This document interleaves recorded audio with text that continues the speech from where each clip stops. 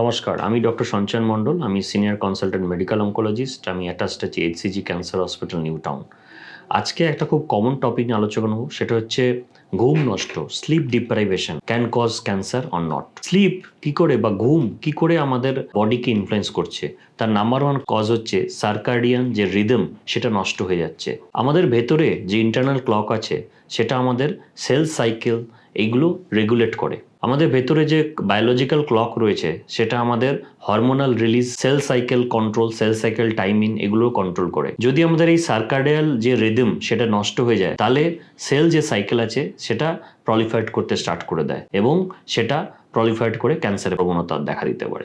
Number two হচ্ছে melatonin suppression. Loss of sleep যদি হয় বা যদি খুব ঘরে লাইট থাকে ঘুমানোর সময়, তখন আমাদের যে মেলাটোনিন হরমোন যেটা আমাদের ঘুম প্রডিউস করে এটা কমে যায় এবং তার ফলে এই যে ওভারগ্রোথ যে টিউমার হচ্ছে সেটার যে ব্রেক লাগাতো মেলাটোনিন সেটা সরে যাওয়াতে পেশেন্টের টিউমার প্রলিফারেশন করতে পারে।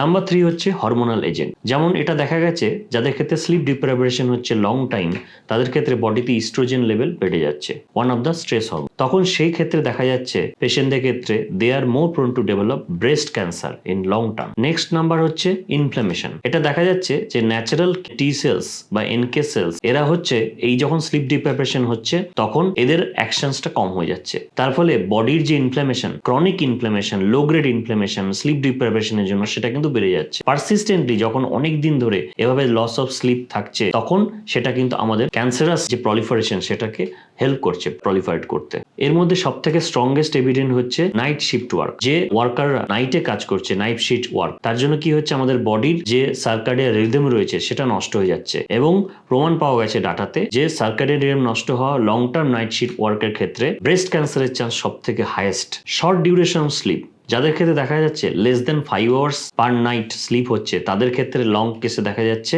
ব্রেস্ট ক্যান্সার অ্যান্ড আদার ক্যান্সারের চান্স ডেভেলপ হয়ে যাচ্ছে। আরেকটা হচ্ছে স্লিপ অ্যাপনিয়া সিনড্রোম, যেটাকে অবস্ট্রাকটিভ স্লিপ অ্যাপনিয়া বলা হচ্ছে, নাক ডাকা যেটা বাংলায় কথা বলছে। এটা এভিডেন্স কালেক্ট করা হচ্ছে যে লং টার্ম স্টাডি করে দেখা যাচ্ছে যে ইন্টারমিটেন্ট যাদের ক্ষেত্রে এই নাক ডাকার প্রবলেম হচ্ছে বা অবস্ট্রাকটিভ স্লিপ অ্যাপনিয়া হচ্ছে, তাদের ক্ষেত্রে ক্যান্সার রিলেশন এখন স্টাডিতে রয়েছে এবং কামিং ফিউচার্সে এটারও আমাদের রহস্যটা জেনে যাব।